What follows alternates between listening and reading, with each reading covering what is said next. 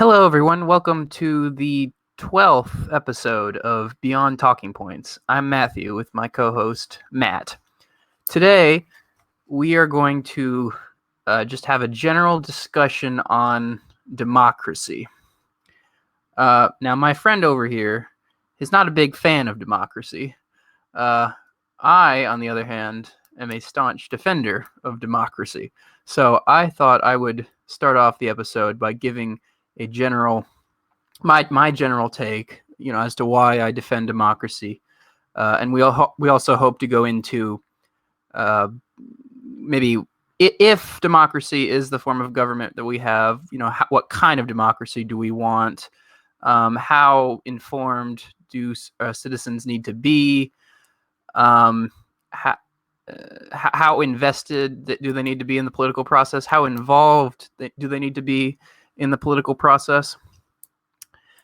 And I believe that democracy is a important part of a modern and healthy and free society. For the very reason that it allows for the most involvement, for the most enfranchisement. If you have a monarchy, the freedom is limited really by the king's whims, or if it's a constitutional monarchy, that the king has some restrictions. But even there, throughout history, many constitutional monarchs have overstepped their bounds, overstepped their power and influence. An aristocracy. Now, if I remember correctly, that technically means a government of the best, but that's not often how aristocracies work. Aristocracies work by usually a certain upper class group of people keep the power and tell everyone else, what to do, how everything's going to be. Oligarchy, of course, is a government of for and by the rich. So,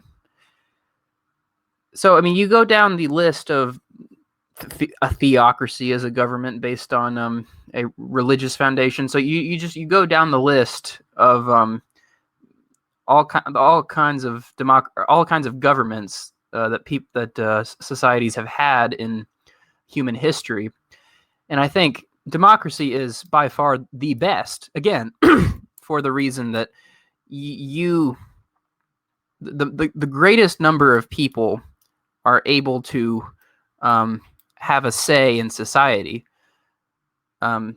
Is that a good stepping stone? Yeah, that brings up an interesting thought to me, because I agree that if you take those, like all those statist systems, democracy is better, because at least to some extent we're enfranchised. I would reemphasize to some extent. Now, I think you did skip over one kind of government, which is a limited democracy, like our current system. And I think that'd be an interesting place to start, maybe, because you say things. And actually, I was thinking about this a lot, because I'm friends with a guy who's really smart, really great guy. And he didn't realize I was like an anarchist. So he said something. He thought I was like an Andrew Yang supporter, because that's kind of a running joke with people who don't know my actual political beliefs. And he made it seem like I was going to attack democracy because it's corrupt. And then I was like, no, just kidding. I don't like it as a whole. But I realized that he was the kind of person who would attack our democracy, because it's a pseudo democracy in his mind. But he wouldn't say that it's a pseudo democracy because we have a constitution that limits democratic power. That's not what he would say. He would say it's for other reasons. So I'm wondering why a lot of people who are pro democracy won't say out with the Constitution 110%, because that limits democracy. So as you're defending democracy, I just wonder how you think limiting democracy's power should play a role. I think that's a fun starting point, which we hadn't talked about at all, but it just came to mind when you were explaining that. So do you have thoughts there? Well, just in case the audience needs a slight refresher on, on social studies. There are basically two kinds of democracies. There's a direct democracy, and then there are republics. Now, we're in a republic, or a limited democracy. And then direct democracy basically means, citizens vote on everything. Yeah. Now, I suppose my first impression, or my first thought when it comes to limiting democracy is based on something that on a concept that I know you're not a big fan of, and that is the concept of rights. I don't think that everyone should be able to vote on the rights of everyone else, because then people can vote away to take other people's rights away. And so we need that's really a starting point. We need a government in which, if governments exist, we would need a government which allowed, or which ensured the rights, certain rights, that could not be infringed upon. Hey, can I give you some pushback mid thought, because I just want to jump in. Now, if I was a big believer in democracy by the people, I would think that you shouldn't need a constitution to protect rights, because if I have faith in the people to make smart decisions, they will vote in ways that will protect what society sees as rights. And if I was a proponent of democracy, I feel like should have that faith in people, and a constitution would be unnecessary. So if people don't think having guns is a right, then it's fine. They'll vote gun restriction, because I don't think you could do any kind of constitution without having a cabal of people deciding the rights, because people argue about this all the time. So I think if I was to defend democracy, I don't really know why I would defend the Constitution unless I didn't trust the people who are voting. And I don't trust the people who are voting, which is why I don't believe in democracy. So I don't know if that makes sense. Well, now we're kind of talking on several different levels. So let me see if I can circle around and answer both questions you had. I mean, it has to be said, of course, that people don't always vote in their best interest, and don't always vote in the best interest of other people. So to be a supporter of democracy does not mean that you always support the majority's opinion, or that you think that everybody, or that if left to their own, you don't have to believe that people don't have a dark side, or aren't even. You don't even have to have a Rousseauian view of the innate goodness of people necessarily.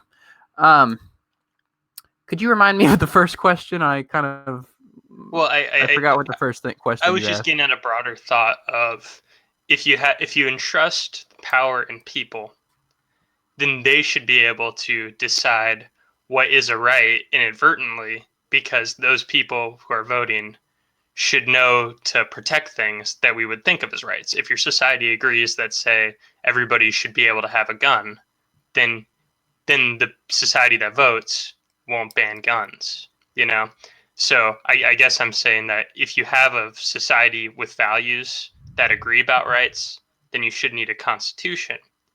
And if your society doesn't agree with it, if your society doesn't agree about rights, then having a constitution is usurping their vote. They're voting because you're saying, well, you don't agree with these rights because you wouldn't actually protect them if you had the ability. But we're going to make it so you can't change it anyways, because we don't really trust you to decide what's a right. So then it's like, well, who's making those rules? That's not democratic. Some elites make it up, right? Or some intellectuals write it. And I think that's kind of a weird disconnect, because I feel like having that constitution says we don't care what the people think are rights. I know that's not a question. I think it's just a thought. It's a thought.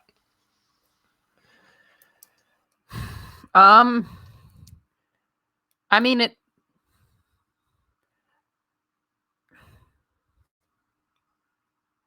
Sorry, now I'm kind of thinking. I'm Yeah. kind of meditating on what you just said. Well, I guess this is a related thought, but there's a political commentator named Michael Malice, and I probably every 3 episodes I probably mention him at this point. It seems like every time I talk to you, his name comes up. Um, he doesn't like democracy, and one thing that I know he's written once is he doesn't believe democracy works in theory, and his example is the town hall. You imagine the town hall as this bastion of democracy because everybody can come up and talk. But the thing is, you got to have rules for that town hall to work because people can only talk for so long, or else you're sitting there for an eternity while every person talks for however long they want. You have to have somebody up there telling people whose turn it is, so somebody has to manage this.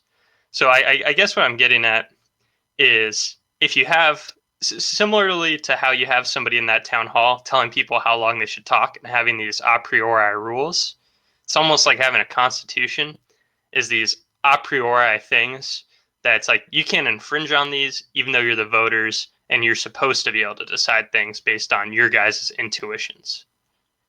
um, and I think it's one of those things that can confuse the situation of having a democracy.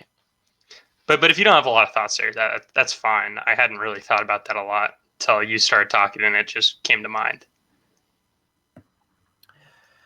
I mean, it depends really. I think on, um, well, it depends on several things. I mean, if you talk to some Marxists, which I like to do because it's fun, there's a Marxist critique of democracy, um, because, or at least of liberal democracy, and if you look at many, Mao Zedong's China, Soviet Union, Cuba, they didn't have a lot of the freedoms that we cherish in our Western democracies, and because they argue that, oh, these liberal democracies, that they actually are controlled by the elites, and they're not really, they don't really care about the needs of the working class, and so therefore we don't need necessarily things like freedom of the press, or freedom of speech, because those are just bourgeois ideas, that will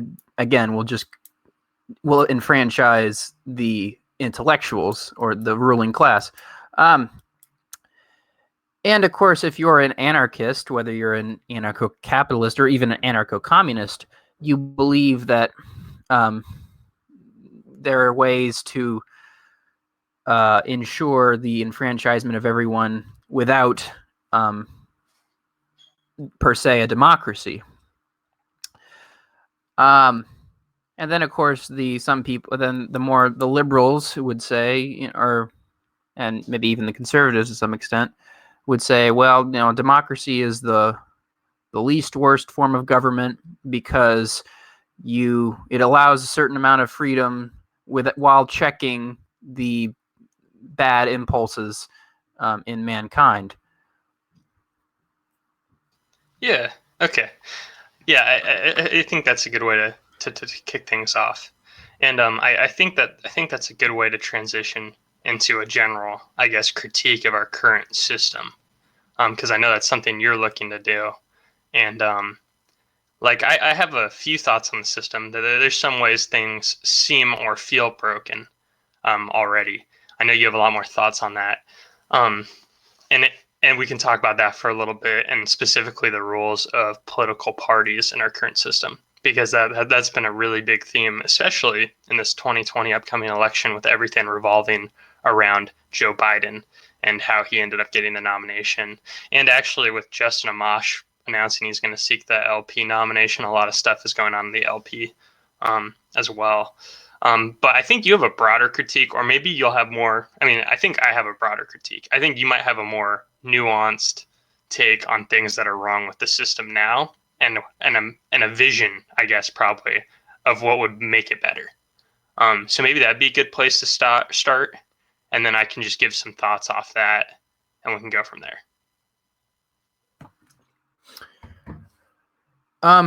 If you go back to the beginning of our country's founding, as many people know,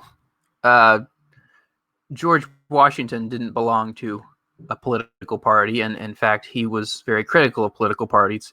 And what happened after George Washington left office was immediately people formed political parties, and the two-party system has pretty much been a staple of U.S. politics for a long time. And I suppose my nuanced critique, I don't know. I'm not sure I have a issue with political parties per se. I mean, like the concept of political parties, I'm not sure I really have an issue with that. I'd have to think more about it before I gave an exact answer on that. I do have an issue with the two political parties we have in power right now. Okay, I think maybe I have a sharper criticism of having a party system in general, because having two parties is always going to. Okay, I guess I'm trying to think of a better way to phrase this.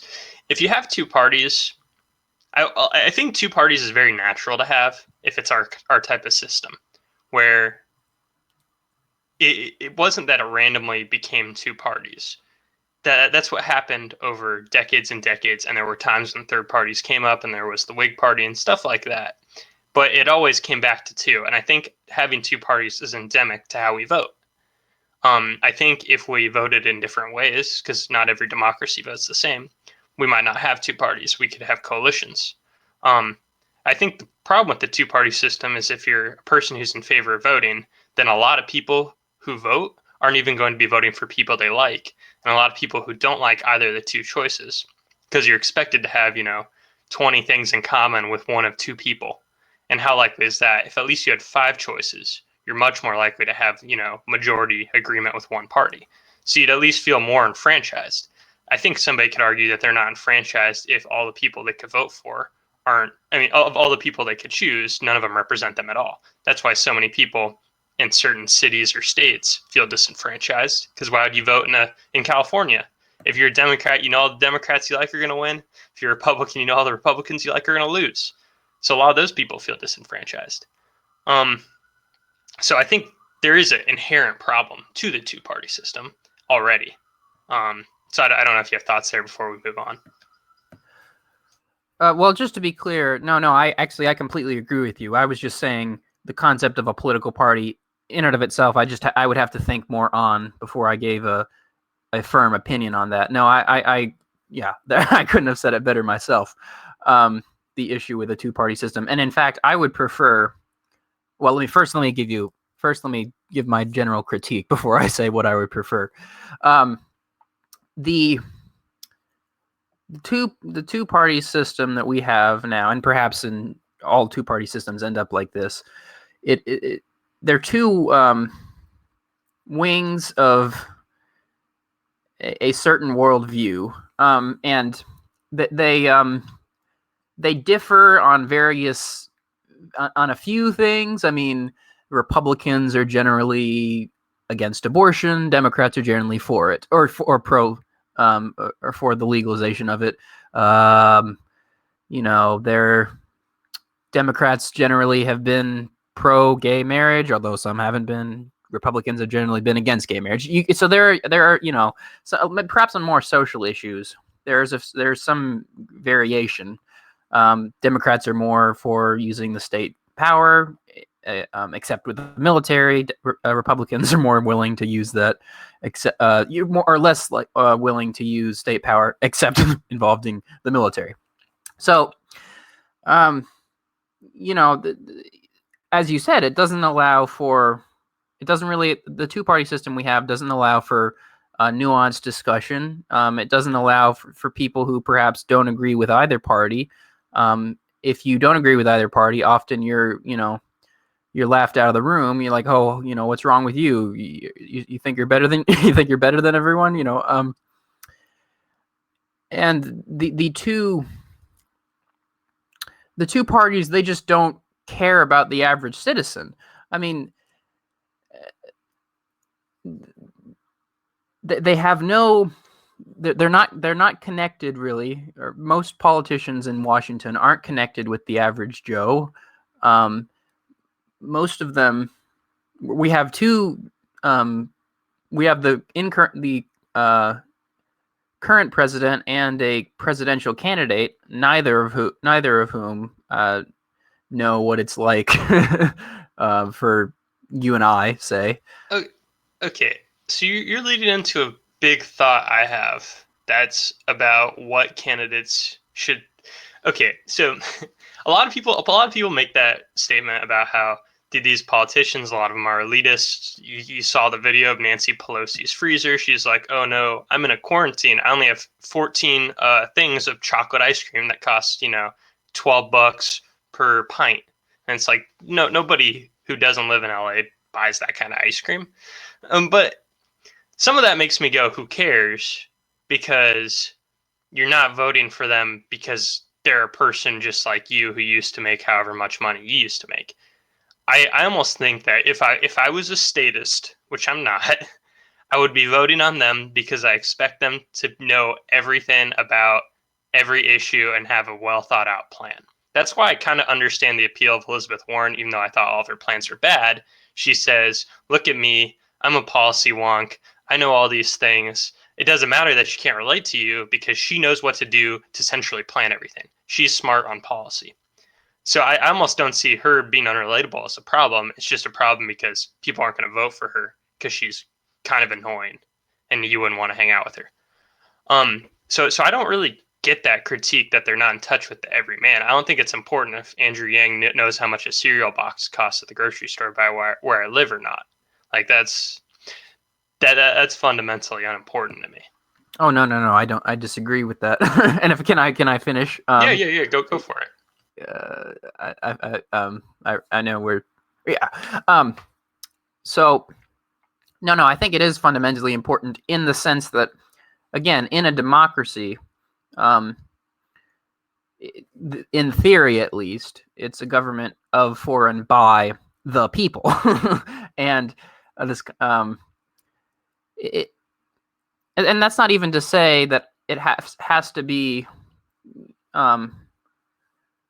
that I'm necessarily anti-expert, or that I'm going to listen to anyone, or that I believe that anyone can run the country, or that I necessarily hold everyone's opinion equally.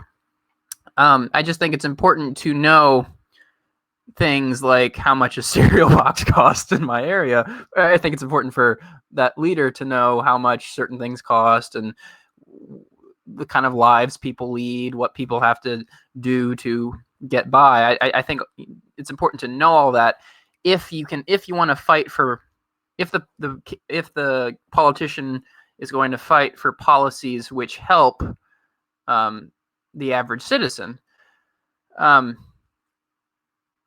Yes, I don't know if it's just me, if this is just a block I have, but I don't think that the background of the politician remotely impacts if their policy will be effective or not, or if it'll actually help people or not. And the problem I think is I think, okay, well, I don't think the average person is a particularly great thing to aspire to be. So I wouldn't trust them making a lot of these decisions because the average person thinks in first order consequences. So if you think an average person wants to put in policies that'll help, the person that they relate to, people who are like their relatives who aren't rich elitists like a lot of our current politicians, but they're like, oh, I want to help, my cousin who has a minimum wage job. That's why I'm pro raising the minimum wage. It's like, yeah, that's what he would think, but he doesn't know about the second order consequences of it because he's just thinking of, well, I know my cousin would improve with this. So I don't think he would think it through in the same way that the ideal central planning elite would. Now, I don't think our central planning elite is even the ideal of it. And I don't think the ideal of it works. But I just think that the average Joe who'd get elected because, he actually has good intentions would even necessarily do a good job. And I think a lot of people who are in office, I think a lot of them are corrupt. I think a lot of them use their power to leverage it in very negative ways. But I think a lot of them are pretty well intentioned. I think a lot of them get into politics for good reasons, and only some of them go the full-on elitist routes. There are plenty of ones in state houses that aren't going to aspire past that. And those guys aren't filthy rich. Only some of them are able to enrich themselves. A lot of them are probably trying to help, and they probably institute policies that hurt a ton of people, and they don't even realize it. So I guess I'm not seeing why the background of the person is inherently related to the ideas they'd support and implement. It's not so much the background as just the ability to, maybe I don't know if empathy is the right word, but the ability to kind of look outside yourself and see how your constituency, or how they live, how they earn their living, the struggles they have, it's a to be a politician means you kind of have to be a people person. You have to know how to talk to people. You have to know how to fight for people's rights. Okay, I think they're. I don't think we're moving each other at all. So because it's I don't know. I'm just like, yeah. I mean, they might be more passionate, but so I guess I can see that argument that if you elected a dude who's more similar than to the average person, then they're going to come in there without the entitlement, and they're going to actually care more. They might have more intrinsic motivation, but I guess I'm not completely satisfied by that point, or I don't see it as much of an improvement. But I kind of want to jump to another topic that I think is related, which is talking about how educated voters should be. Because my analysis of democracy recently, I think there's this push-pull that people don't talk about a lot. And you have the Democrats wanting a ton of people to vote. They want more people to be able to vote, and they want to drive turnout because everybody has to have a voice.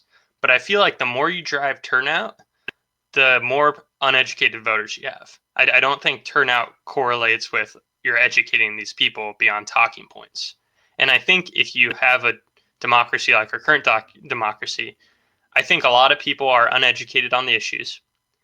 And I think a lot of people are educated on issues, but only from one point of view. So like a lot of people are very educated because they watch a lot of CNN, or they're very educated because they watch a lot of Fox News. But that really just means they're very educated on one argument, and they aren't even aware of the counter arguments that they spoke with a person in real life.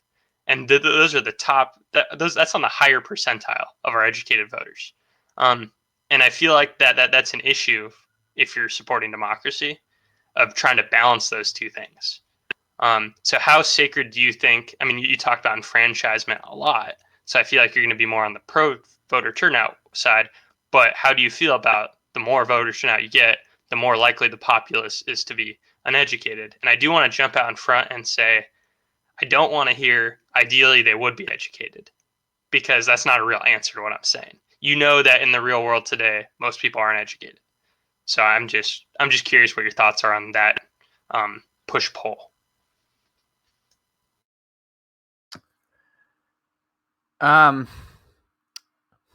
Well, now, I mean, I don't think you're gonna like my answer. I think it has to do.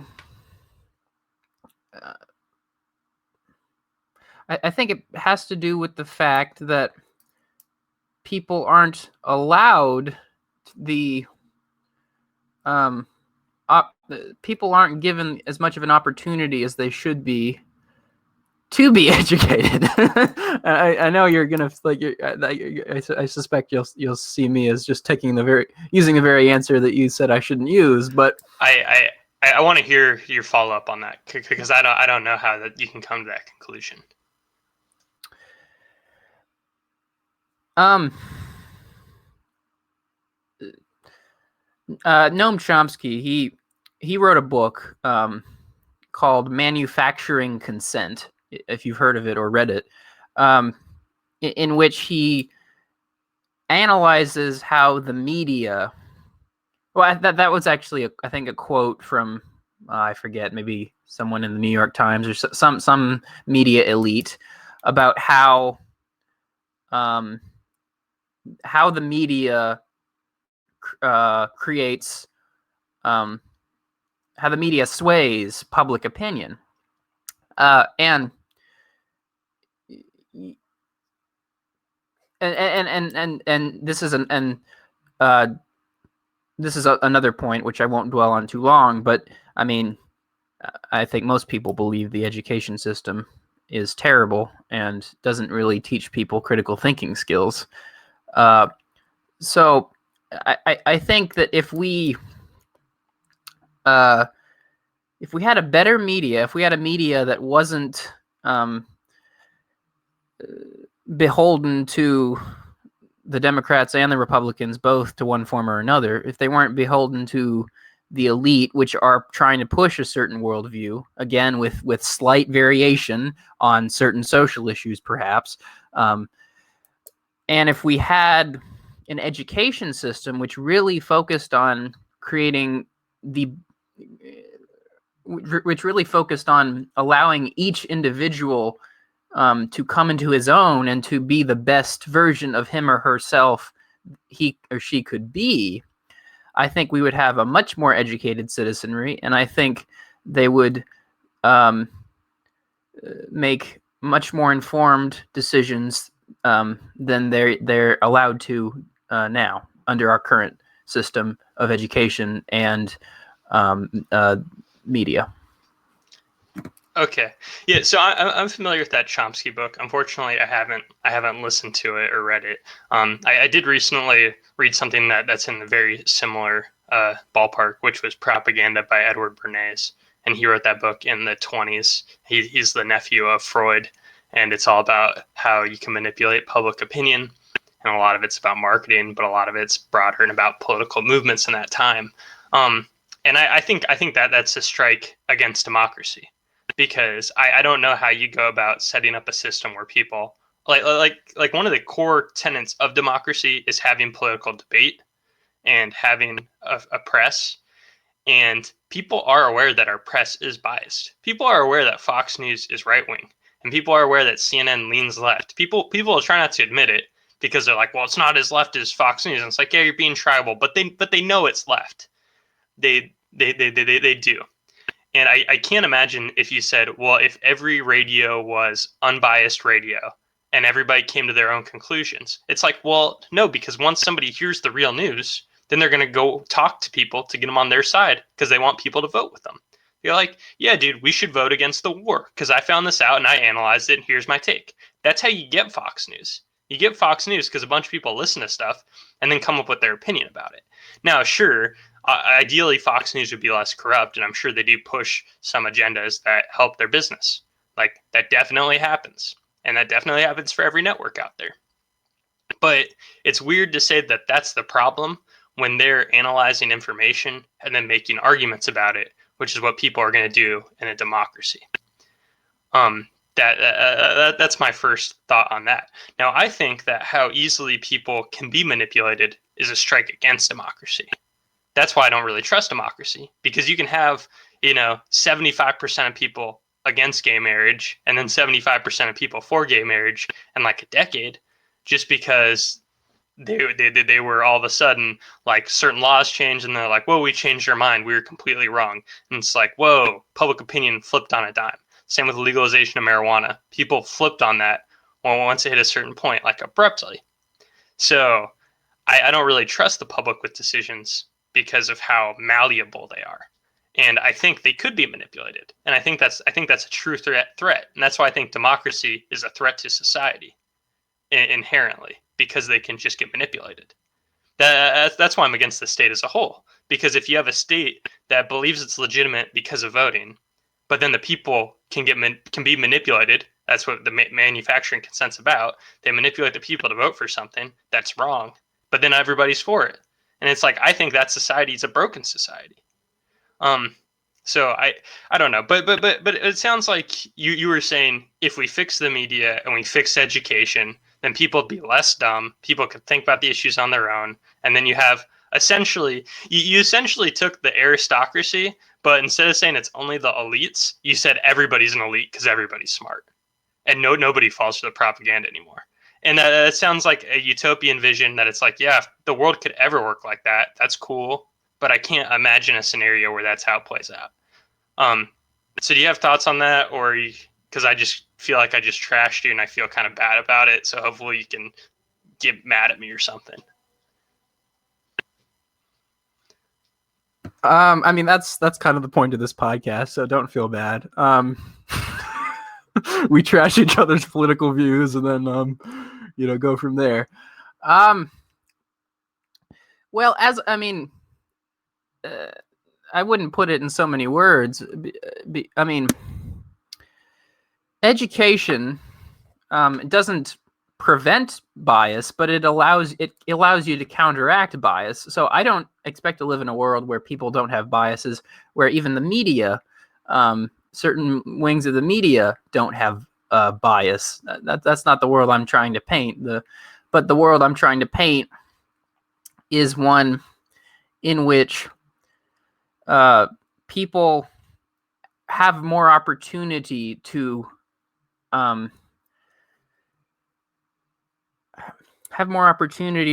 better themselves, have more opportunity to learn and to grow and to change, and to evolve. I just don't think we live in a world like that, and I think that if we allow people, if we give people the tools to, again, be the best they can be, be the best they, be the best person they can be,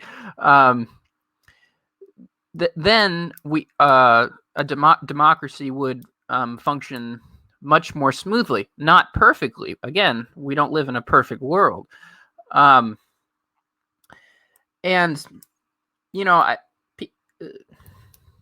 this kind of also ties into the question, what's your view of human nature? Are humans fundamentally these bright, these intelligent, thoughtful beings that will always, do the right thing, or are they malicious and dumb, and will they often do the wrong thing? And at the risk of sounding like a fence sitter, I mean, we're both. People can do really dumb things, but people can do really intelligent things. And I don't think that prevents democracy from working.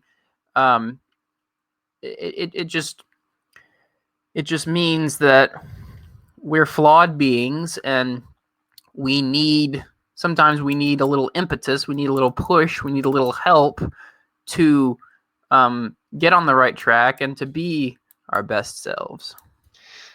I do think human nature is a really important part of this conversation. And I think one of the things that scares me about democracy is the people who aren't that bright. And I'm not talking about uniquely dumb people. I'm not talking about the ones that you like watch on reality TV and laugh at. I'm talking about the average disinterested person plus the average person who just doesn't think about things they don't need to think about. And like I didn't go to a great college. I went to a state school, but I had a few great teachers. And I will tell you that a lot of people go to college who are supposed to be in the more educated portion of young people are not that interested in learning things. They just want to go get a job. And I took a class that was pretty much critical thinking. The class, that's not what it was billed at, but it turned into it. And our teacher came in. He's like, "Did you guys do the readings? Half you did. We're just going to talk about this thing." And he gave everybody a chance to critically think about a random thing off the wall. And I will tell you, people, and these are supposed to be like these are supposed to be like, top 30 percentile people, like probably on that borderline of top 30%. They were not great about thinking about things on the spot. And when you promote democratic rule, you're thinking that like these are on the slightly above average end. And you're expecting everybody to think about pretty much every issue that matters. And I don't think that many of them could evaluate them in a remotely productive way. And that's why I think so many people are led by media, because it's like, I only have a scarce amount of time. I just got home doing my job that sucks. And I just want to watch entertainment, but you throw on CNN for 30 minutes while you cook. And then after you hear something enough times, you buy it. And it's like, I get it. Your vote doesn't matter that much anyways. It's one vote. And like, you don't think it matters that much. And why would you think about foreign policy all day if you're just a dude who does your job and you don't really care that much? So I think when democracy is glorified, when it's put on this pedestal, it expects a lot of people to put a lot of time and thought into something that people, and most people have scarce time and are not the most thoughtful. And I would say a lot of people can say very insightful things about politics. That's why I have a 800-page tome by Ludwig von Mises about economics on my bookshelf. But a lot of people don't contribute much, and a lot of people don't evaluate things, and they just kind of vote based on feeling. And I don't think improving the education system will undo that. I feel like that's endemic. I feel like a lot of people are going to be like that no matter what you do, because I don't think that there's a society where 100% of people are like these grand evaluators. We aren't we aren't Klingons, you know. So can I jump in here? Yeah, go for it. I was wrapping up. No, I mean you're right when you say we're not all Klingons. We're not all these brilliant economists or scientists or philosophers who are going to bring a utopia into being.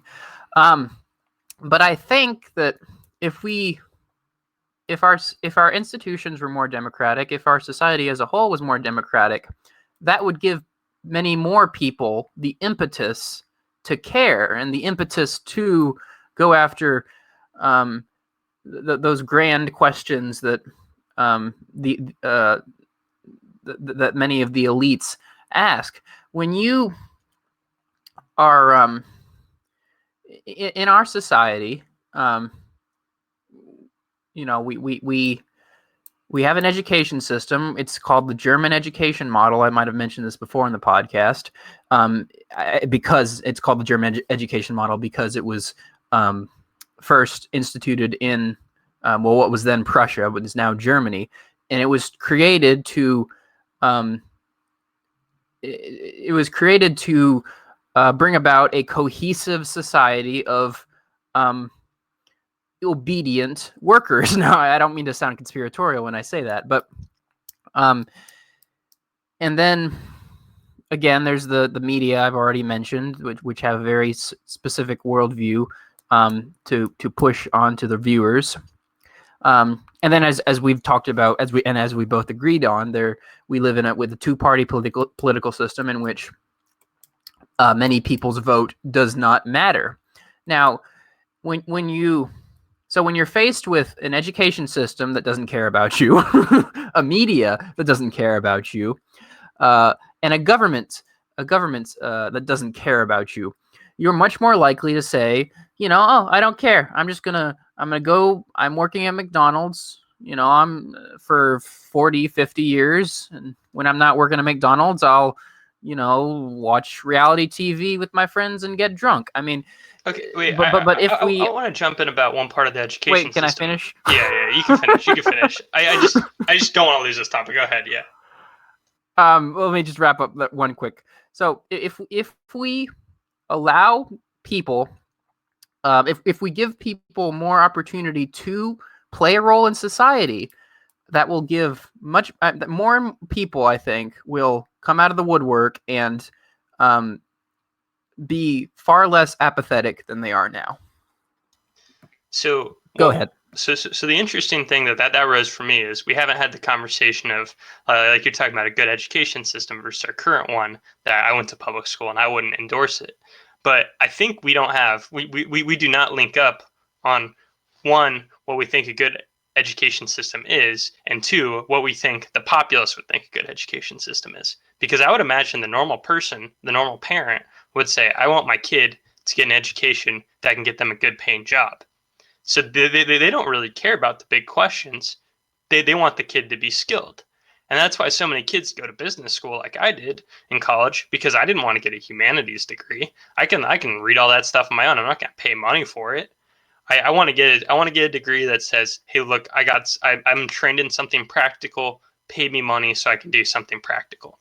And there's a reason why I kind of think it's weird that our high schools teach all these civic classes. Because if you're not going to college, it's like, who cares about a lot of this stuff?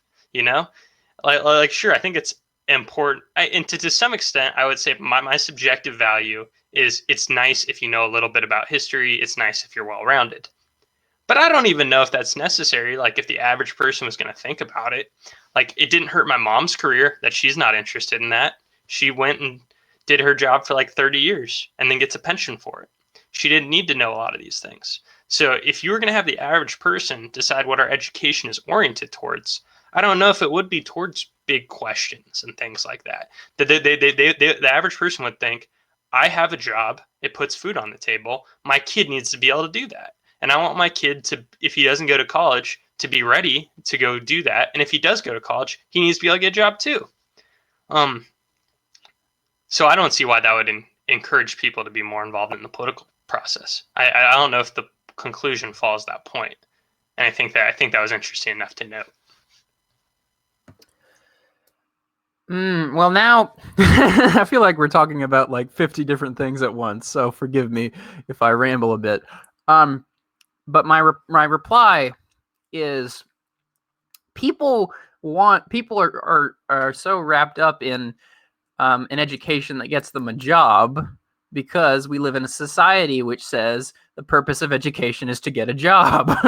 Well, no, but I don't think our society doesn't say that though. Yes, Our society, you go to high school. My high school didn't teach me anything about working. It taught me a bunch of random subjects that I still don't even use to this day. Like, I don't feel like I was like when I went to science classes, it's like, how many kids grow up to work in a lab? Like none. Why do we do all these science classes if school is about getting a job? So I wouldn't say it's oriented that way at all.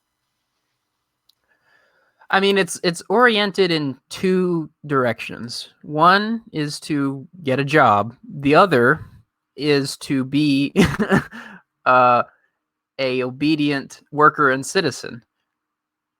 The government tells you, compulsory education exists partly by an elite who say we need the average person to know a certain amount about X, Y, and Z.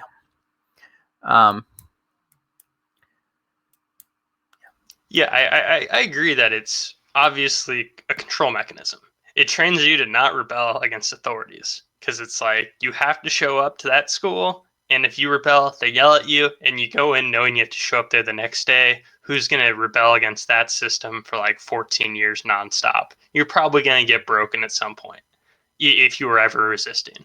And if you're a normal 5-year-old that just complied and sat there and smiled while they gave you snacks, then you're trained early on to just listen to whoever's telling you the information and to do what they say.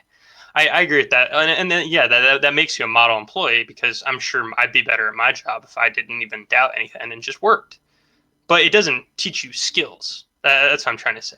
Our education isn't oriented towards skills. Okay, that's fair. Yeah, I agree. It's oriented towards liberal arts. My high school degree was essentially, like my high school diploma is essentially you took a bunch of liberal arts classes that you're not going to use in your job. So it teaches you how to be a good citizen, and that's how they phrase it. They already do that. They teach you to comply with authority, and they teach you the basis to make you a well-rounded person. That's how they frame it. I don't think there's any great thing about that. I don't see inherent value in that. Well, but this is also why I'm a big proponent of school choice, and I'm not a big proponent in trusting the government to raise my kids for me. 8 hours a day, 40 hours a week. To be fair, though, historically speaking, a liberal arts education did not mean going to school for 8 hours a day, learning science, social studies, history. No, I already said that. Math, English, blah, blah, blah. because I only bring that up because I think there are three things which, from my experience, many people aren't good at, and this was the foundation of a liberal arts education originally called the trivium: grammar, rhetoric, logic. In other words, the education system, and which was a very elitist education system, by the way, which is why the U.S. didn't adopt it, because we're very, in some ways, anti-elitist, strangely enough. But in other words, the traditional education system, the classical education, a classical education taught you how to talk to people, so how to talk properly, how to think properly, and how to write properly. I know many people, and this isn't an insult, I'm not very good at these things either. People don't know how to talk, write, or talk to people, write, or think. And so when you're, and this kind of goes back again to the education question, which again, I don't mean to dwell on, but if I mean, you can say our education system is broadly liberal arts, but when they're more focused on shoving facts into your head, and then instead of teaching you how to find the facts, I'm not sure how much of a liberal arts education that is.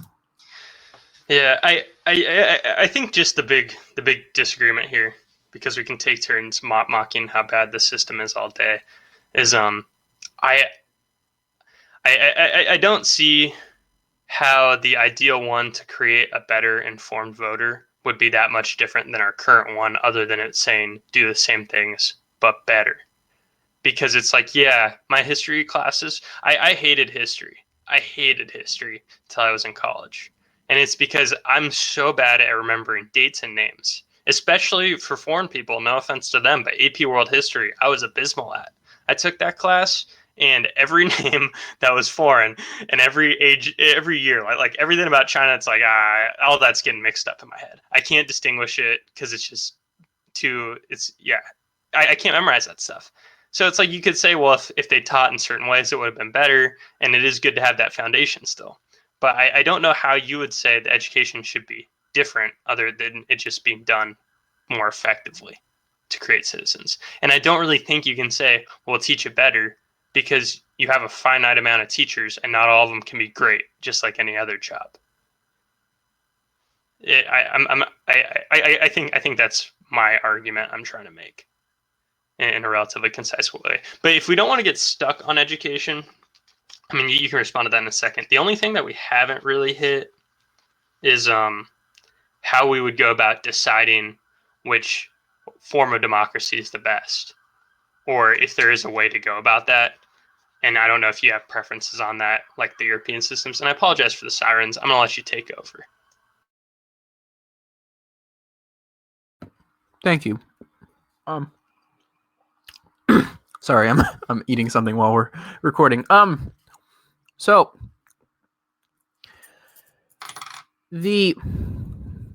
I think that the way now the founding of the United States, I think there's a lot to criticize the founders for, but I think generally they were on the right track. And of course, many people, the parts of the system that many now criticize as elitist, they were designed to be elitist because many many Americans, or many people who were settled in the colonies, they were far less educated when the country was founded than anyone is today. I mean, you take the random person off the street in 1779 and the random person off the street in 2020. The person in 2020 is obviously going to be 1,000 times more educated. So there was, you could argue that there was a reason why they were elitist, because there weren't a lot of educated citizens, or there weren't as many educated citizens now or then as there are now. And now, if you look at if you look at history throughout, so from the beginning until now, you'll notice that a real change is more and more people are getting the vote. More and more people are getting franchised. So When the country was founded, African Americans were slaves, and then African men got the vote, and then women got the vote. There's a reason for this, and I think it's that it's for the very reasons that I've been talking about before. And ironically, we're both somewhat anarchist, I think. So I do hope maybe for a society in which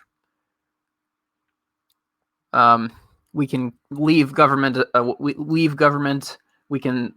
That government can be dismantled and be a thing of the past, and that societies can run without the need, without the kind of government we have today.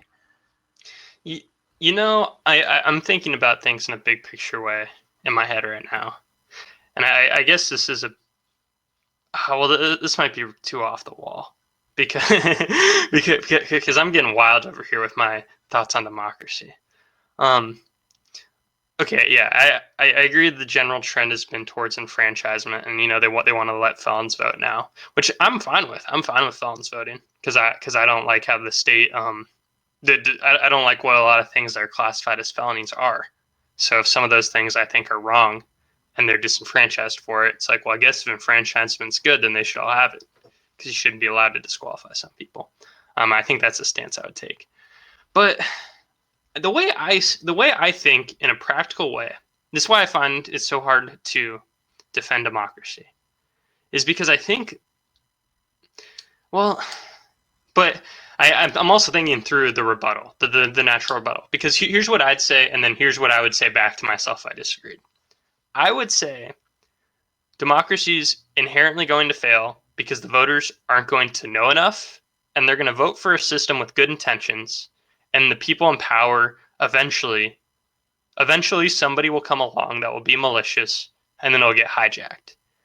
And that's what I think is happening right now. Is there people who have been elected, and it's like, oh wait, I figured out how to embezzle money through this. I figured out how to enrich myself. And I feel like that's why corruption is so widespread when you look into pretty much any prominent figure. And I feel like that's democracy's fault because people don't hold him accountable. People vote for Bernie Sanders like he's pure, and very few of his voters would know about the whole scandal with his wife. And it's just because that's not something people are going to look into. And I think that's democracy's fault. Now, somebody would tell me, well, if we could start over, if somebody thought that people are legitimately smarter and that something uniquely bad happened in our country, and that if you could start over today, it wouldn't get hijacked, then there might be an argument there. But I just think it's endemic that people are going to misuse it because the average voter has so little influence. And the average voter isn't that well informed. So the people who are on the higher, the people who might have the good intentions and might be in the know, they get canceled out anyways by some random guy who doesn't know anything because he's told that voting's what you're supposed to do. So I feel like it's just, I don't know. That was really nihilistic about democracy. That's what's been going through my head. Sorry. Yeah, go ahead. I know we're getting near wrapping up time, so I just wanted to brain dump here's what I got out of this. Not here's what I got out of your arguments, because I appreciate your arguments and they are good to hear, and I do respect some of them in certain degrees. But I gamed it out more in my head than I had before, and here's the brain dump I'm giving you as we go into our final thoughts. So, do with that as you please. I'm just going to slide that in front of you, and if you want to do something with it, you can. Well, actually, I have. I wanted to continue or kind of answering the question that we had set ourselves to answer in this episode, just like give my fuller thoughts. I didn't actually answer the question, which type of democracy I prefer. Oh yeah, I'm actually really happy with that because I like that I just brain dumped that for like 3 minutes, and it's just gonna sit there like in the late middle of the episode, and it's not relevant. It's just me rambling through a thought that I think is important, and then we can just skip over it. That's fine. So tell me about the kinds of democracy. And then I also wanted to ask you a question. which you don't have to answer, but I'll give my thoughts first, and then I'll ask you the question. So,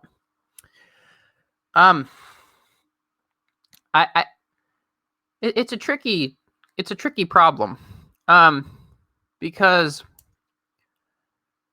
and I guess I would say, generally, I lean towards direct democracy, in which more people vote for most issues that come across the most issues that society is faced with, and that everyone gets a say. Now, of course, there is a question that many political philosophers have grappled with, and that's, can you have direct democracy in anything but small countries? And because, of course, the city-state Athens, for example, was a very small society. It wasn't. Could you have a direct democracy in a country as big as the United States, for example? And the other thought that I had, no one wants to live in a society in which they have to, after they go to work, they have to go to the town hall and debate politics for 5 hours. You want to live in a society where, to some extent, you are allowed, at least occasionally, to tune out and just live in your own little world and go out with your friends and have a good time, or watch TV in your house.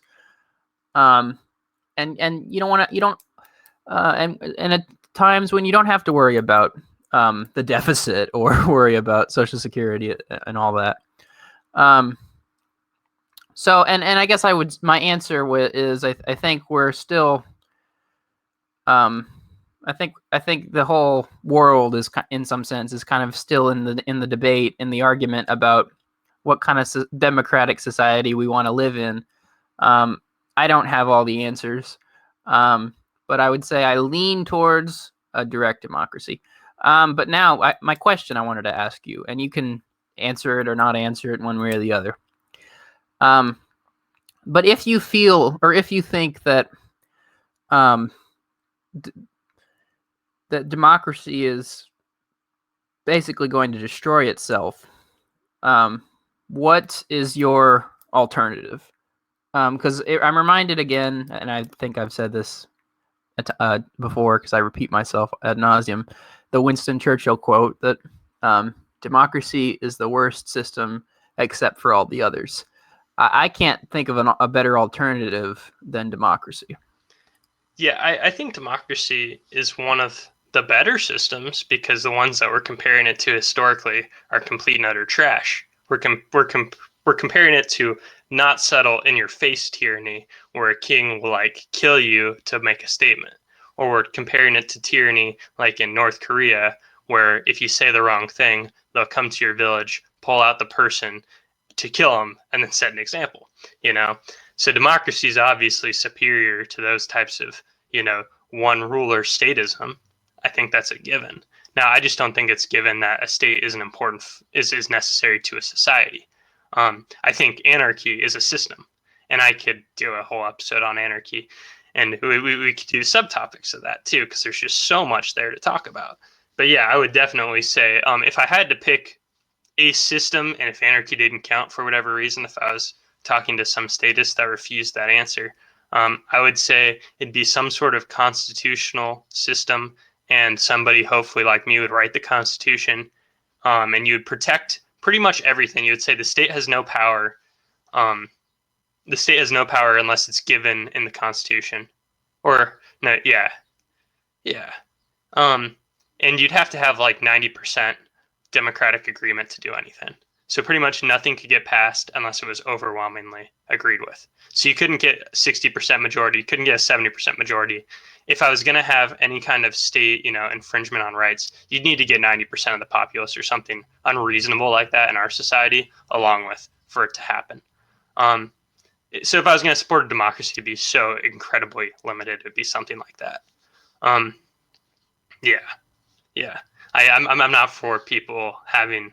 I'm not for the unlimited power of democracy, And it's just because I hate the word rights, and we alluded to that earlier. How I just don't like that framing of things, because I think the way people talk about rights, it's almost like I believe in rights so much beyond what people say that I hate talking about it, because I think like I have a right to my income, right? I have the right to the fruits of my own labor, but it's such a given in the state that we live that you pay income tax, and it's like, well, I don't have the right to my own income in almost any country in the world.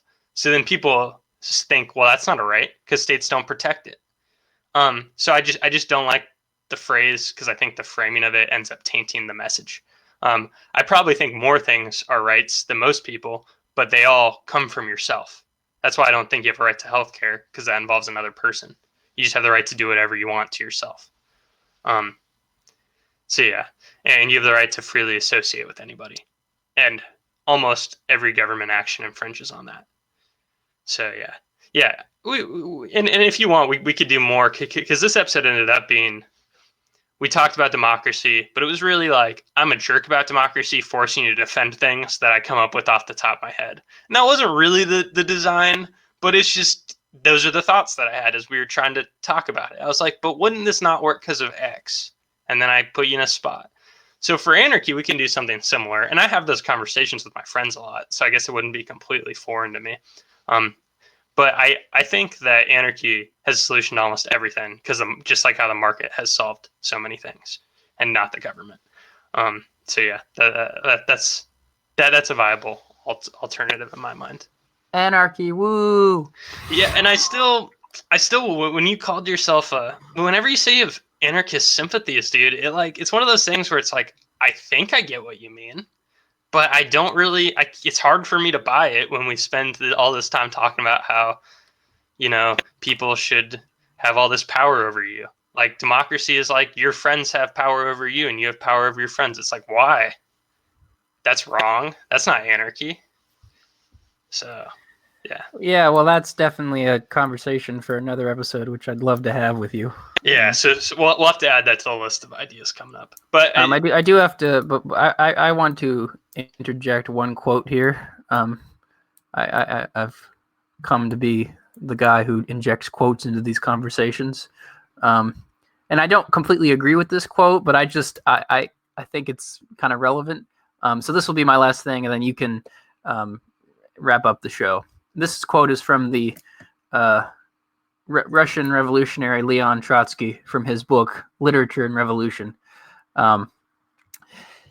It is difficult to predict the extent of self-government which the man of the future may reach, or the heights to which he may carry his technique.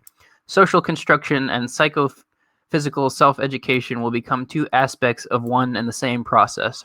All the arts, literature, drama, painting, music, and architecture will lend this process beautiful form. More correctly, the shell in which the cultural construction and self-education of communist man will be enclosed will develop all the vital elements of contemporary art to the highest point. Man will become immeasurably stronger, wiser, and subtler. His body will become more harmonized, his movements more rhythmic, his voice more musical. The form of life will become dynamically dramatic. The average human type will rise to the heights of an Aristotle, a Goethe, or a Marx. And above this ridge, new peaks will rise. Thank you. And just before we sign off altogether, so that was episode 12. We're getting there. Hopefully we'll be back with another episode. These have been dropping on Thursday, so I guess next Thursday, probably expect it. And you can find me on Twitter at MattKeckBlog.